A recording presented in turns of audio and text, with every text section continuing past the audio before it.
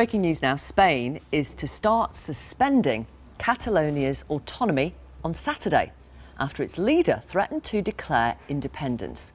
Let's talk to our correspondent Tim Wilcox, who is in Barcelona. Tim, fill our audience in.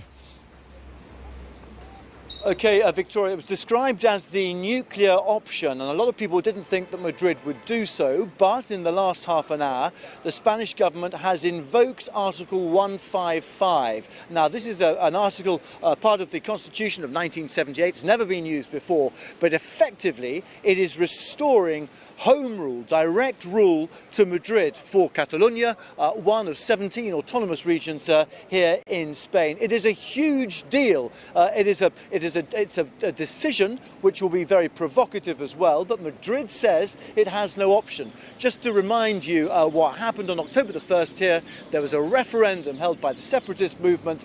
They said that of the people who voted there, 90% voted in favour of leaving Spain on a turnout of 43%. The Spanish government, though, at the time said, hang on a minute, you guys can't hold a referendum. That is unconstitutional. That referendum is illegal. They sent in national police and Guardia Civil. There were scenes of violence. People were being pulled out of polling stations by their hair.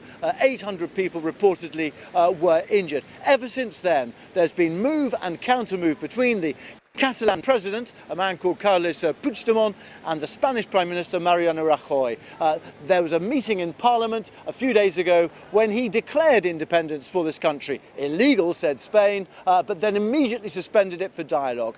Today was a final deadline, 10 o'clock local time this morning, where the Spanish government asked him to say, revoke that decision for independence. He said no, this is repressive. If there's no dialogue, we will vote on that. So we are now, for the first time since 1978, in the biggest constitutional crisis for this country since the failed coup attempt back in 1981.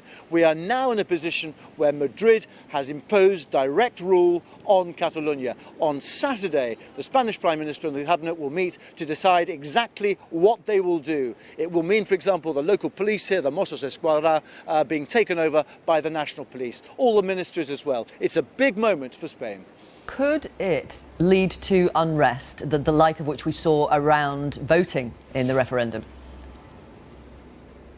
Well, fortunately for this area of Spain, unlike, for example, the Basque region, there is no history of violent demonstration here. And I think what's also worth pointing out, Victoria, is that this region is completely divided about whether they want to separate from Spain or not. So when you see those demonstrations for the separatists, hundreds of thousands of people saying we want to leave Spain, a few days later you get 300,000, 400,000, 500,000 people, the silent majority, they say, we want to stay part of Spain. So I don't think we're going to see any violence, but it's how Madrid responds to this. If there are large street protests, if, for example, they send the national police and the Guardia Civil in and the tactics are heavy-handed, that is where you might see some outbreak of violence. But as I say, historically, this region, despite the generations of fighting for independence, they've never really had an armed wing like they had in the País Vasco with ETA.